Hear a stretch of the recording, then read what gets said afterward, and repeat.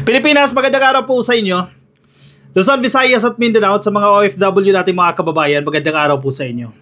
Uy, ano ba itong mga to? Narco vloggers or Pogo vloggers? Itong mga vloggers na ito, itong mga DDS vloggers, mga supporters ni Digong, di ba pinatawag niya sa House of Representatives, hindi nagsipunta yan. Aba, nagsampa ng kaso. Nagsampa ng kaso. Kinasuhan si Representative Robert Ace Barbers. Sabi ni Barbers hindi ko naman kayo pinangalanan. Baka guilty kayo. Narco vloggers ba kayo? O sa pool. Bato-bato sa langit, ang tamaan, wag magalit. Kanina nag-privilege speech si Representative Ace Barbers. At pinatamaan niya ka-coffee itong mga nagreklamo sa kanya, itong mga nagsampa ng kaso. Ang sasaya pa ka-coffee. Tingnan mo, nangaasar talaga itong mga to Kala nyo, atrasan kayo niyan. O sige, asarin nyo pa. Si Kong Barbers, babalikan kayo niyan. Tingnan mo yung pinakalat nilang picture. Ang sasaya pa nila, mga nakaganon, Happy kayo dyan. Pero nung pinatawag sa investigasyon, hindi nagsipunta. Sige, anyway, ano ba yung pinag-ugatan nito? Anong problema dito? At bakit nagkaso itong mga narco vloggers daw, Hindi confirmed yan, Narco vloggers, Baka tinamaan lang siguro sa tinatawag na narco vloggers. Nasa headline ng balita, yung pahayagang balita, Barbers unbothered sa mga kasong isinampa ng vloggers. Bakit kayo masasaktan kung hindi kayo guilty? Uy, guilty ba? Tinamaan siguro ng tinawag na narco vloggers or Pogo vloggers. Baka sumasahod sa mga operasyon ng Pogo. Uy, dati na alam, di ba? Kasi tinamaan baka. Nagbigay ng reaksyon si Surigao del Norte 2nd District Representative Robert Ace Barbers sa mga patong-patong na kasong isinampa laban sa kanya ng mga tinawag na vloggers noong Miyerkules, Marso 5 sa Quezon City Prosecutor's Office. Nasaktan kasi naman ba't yung pinatatawag niya sa Quadcom Kasi freedom of expression daw. Akala kasi nila yung freedom of expression walang limitasyon. Kahit magpakalat na sila ng fake news, kahit magpakalat na sila ng mga kasinungalingan, okay lang. Kasi sabi nila, opinion namin yan Freedom of expression yan Kaya pag pinapanagot mo, pag ipatawag mo para imbestigahan, tiklop na. Hindi na magsisipunta, magtatago na, magkakaso na. Pero mo itong mga tao na ito, Makikita sa Facebook post ng isa sa mga nagsampa ng kaso, itong si Trixie Cruz Angeles, ang larawan nila ng ilang social media influencers gaya ni Lorraine Baduy, Joey De Vivre, MJ Kiambao Reyes, Mark Anthony Lopez, Cathy Binag at iba pa nang maghain sila ng kaso. Ito yung litrato na pa sila, proud pa sila ka-coffee. Masasaya sila Parang nangaasar talaga. Ang dating dito nangaasar. Iniinis talaga nila si Barbers. Sige, kung malawak ang resources ninyo, malawak din ang resources nito. Congressman yan Ang dahilan daw ng pagsasampa ng kaso ay direktang pag-aakusa umano sa kanila ni Barbers na narco vloggers at may kaugnayan umano sa Philippine Offshore Gaming Operator o POGO.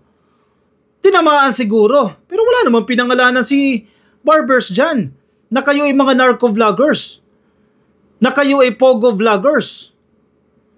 Bakit kayo tinamaan? Umiyak, nagkaso, nagreklamo.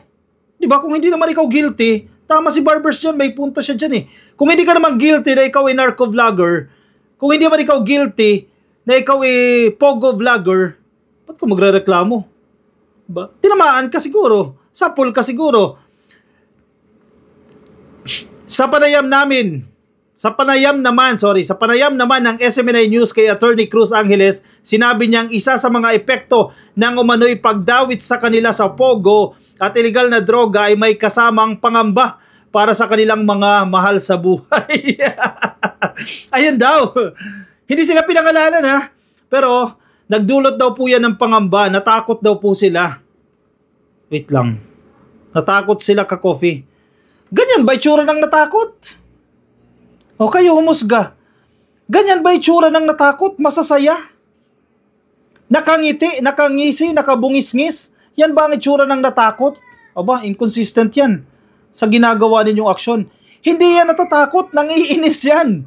Malinaw na malinaw. Tingnan nyo yung mga mukhang yan. Natatakot ba yan?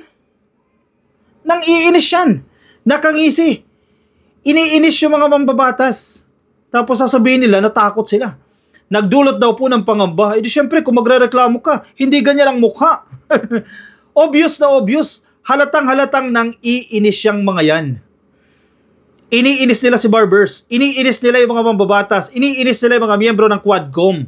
Mga balahura ito ka-coffee kung bumirada sa administrasyon kay PBBM, kay First Lady. At kung magbintang yung mga yan, ha? Tawagin lang ang presidente na bangag. Saan ka nakakita? Kung sa ibang bansa nyo gawin yan, na-aresto na kayo. Maluwag lang ang Pilipinas. Tama ba naman yan? Pinakamataas na leader ng bansa, tawagin yung adik, tawagin yung bangag.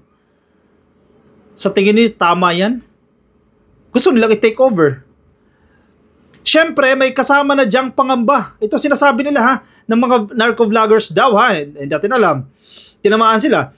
Siyempre, may kasama na diyang pangamba. Sleepless nights. Mukha bang wala mga tulog ito? Makakangisi ka ba ng ganyan? Kung wala kang tulog, ang saya-saya nila. Wala bang tulog yan?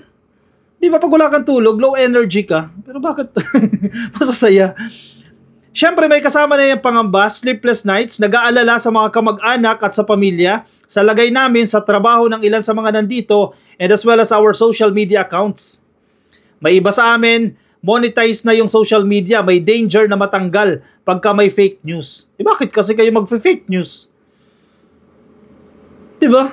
Yung ilan sa grupo nila nagpakalat ng fake news eh. Yung fake na si PBBM, yung video, na gumagamit daw ng pinagbabawal na gamot, ng coke. Fake news yun ah. Ba't yung pinakalat? Alam na alam nyo ng fake news. Sabi nyo may totoo kayong video, nasa USB daw. Nasa na yung video? Ilang taon na lumipas? Eh buwan pa lang pala. Kasi last year lang yan. Asa na yung video? Sabi nyo nasa USB, nakita nyo na. Asan yung video? Tapos takot kayo ma-demonetize. Eh nagpapakalat kayo ng ibang fake news eh.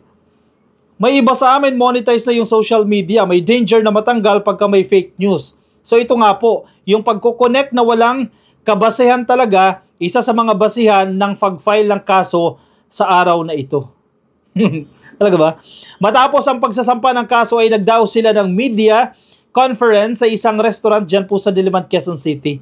Halatang-halata talaga na planado talaga nila yan, mag-iingay sila, na hindi nyo kami basta pwedeng galawin. Ito kami, lalaban kami sa inyo. Kahit natatakot kami, nakangiti kami. Sino maniniwala dyan? Sa dalawang privilege speech ni Barbers nitong Webes, Marso 6, hindi raw siya bothered. Kumbaga, hindi ako apekto. Wala akong pake sa inyo. Ganon. Hindi ako nababahala. Hindi ako bothered sa isinampang mga kaso sa kanya. Subalit, naintriga lamang daw siya kung bakit pumalag daw ang mga nang kaso sa kanya sa terminong narco-vloggers. Gayong wala naman daw siyang binabanggit o tinutukoy na pangalan mula sa hanay nila o guilty. Wala namang sinabi na si Trixie Angeles ay narco-vloggers. Wala namang sinabi na yung Joey De Vivre narco-vloggers, yung Kati Binag narco-vloggers. Eh guilty, tinamaan, ayun, nagreklamo. If those who filed, sabi ni Barbers if those who filed the libel cases against me all felt alluded to as narco-vloggers, then it could be seen or interpreted that indeed they were. Eh, baka nga. Sa isip-isip ni Barbers, baka nga, totoo. Na narco-vloggers, na pogo-vloggers. Bakit kayo masasaktan kung hindi kayo guilty? That's the question. That was the question of Barbers. Bakit ka nga naman masasaktan kung hindi ka guilty? In the first place, hindi ka naman pinangalanan. Or, pwede naman, gusto lang gumawa ng ingay para pag-usapan lang. Di ba? Gumagawa lang ng ingay. Anyang Barbers, batay na rin sa ulat ng Manila Bulletin. Dagdag pa raw ni Barbers, I always abide by the constitutional provision on free speech and expression, but this cannot and should not be used as a license to besmirch people's reputations and throw expletives at their subjects, concoct false or fake narratives, and propaganda lines. Correct! Punto asintado ni Kong Barbers. O garantiya ng ating konstitusyon, Article 3, Section 4. Freedom of expression, garantisado yan ng ating konstitusyon. Pero hindi ibig sabihin na dahil may freedom of expression ka, magpakalat ka na ng hate speech, magpakalat ka na ng propaganda, sisirain mo na yung gobyerno, sisirain mo na yung reputasyon ng mga mambabatas, ng presidente, ng first lady, at ng kung sino man. Hindi pwedeng ganun. May limitasyon yan. And I firmly believe that they are not doing it for free. Uy, sa pool. Doon sila nasaktan. Hindi nyo ginagawa ng libre yan. Binabayaran kayo, sinusuhulan kayo, sinasahuran kayo para gawin yan, para sirain yung gobyerno, sirain ang presidente, sirain ang mga mambabatas. Hindi nyo gagawin ng libre yan. Magkano? Sinabi pa ni Barbers na mga pinatawag daw nilang vloggers na naghain ng petisyon sa Korte Suprema kamakailan, gayon din ang mga nagsampa ng kaso sa kanya ay pinatawag na raw sa TRICOM hearings, subalit ipinasyang wag dumalo. Tapos sisigaw nila, hindi sila nabibigyan ng due process, hindi sila nabibigyan ng tamang pagkakataon para magpaliwanag. Inimbita na nga kayo dyan sa TRICOM O di syempre, may opportunity na kayo. Kung gusto nyo sumikat, sisikat na kayo. Andiyan dyan, all eyes, mga media nakatutok dyan, mga vloggers nakatutok dyan. Kung matibay yung argumento ninyo, I don't think hindi papanig ang tao sa inyo.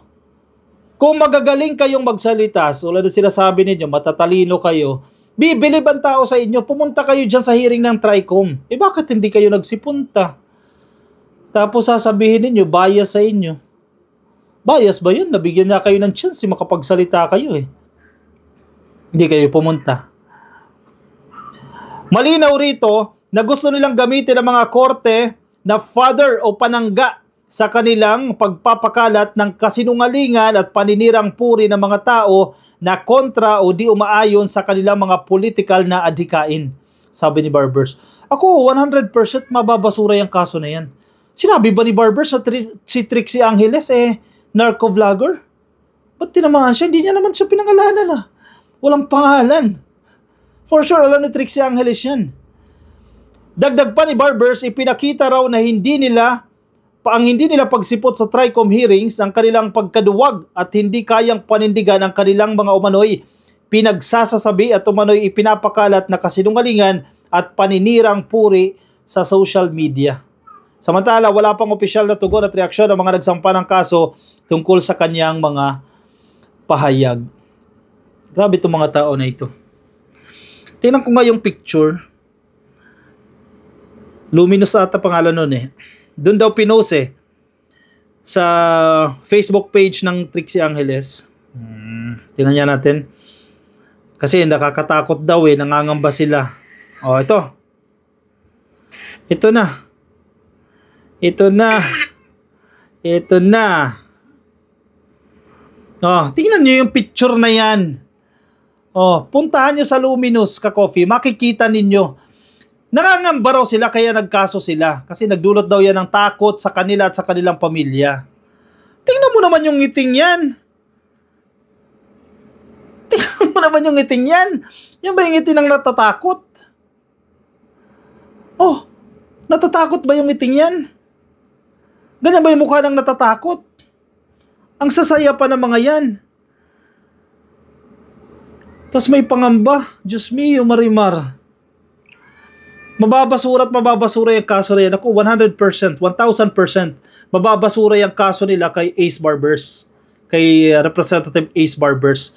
Isang malaking good luck na lang sa inyo. Sige. Nakakatawa itong mga to. Kayo na humusga, anong take nyo dyan Ka-Coffee, anong masasabi ninyo dyan? Sige, komento ang inyong opinion reaction dyan sa ating comment section para babasa po yan ng iba natin mga Ka-Coffee.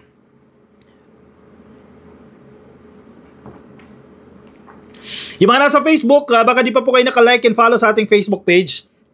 Pasukin na lang Ka-Coffee, like and follow. Yung mga nasa YouTube, click lang po na subscribe and hit the notification icon para updated din po kayo sa ating mga bagong upload. Ako'y pansamantala muna magpapaalam sa inyo Ka-Coffee. Maraming salamat po sa mga sumama. Ingat po kayo. Nasaan man po kayong panig ng daigdig. Bye-bye Ka-Coffee. See you in my next video.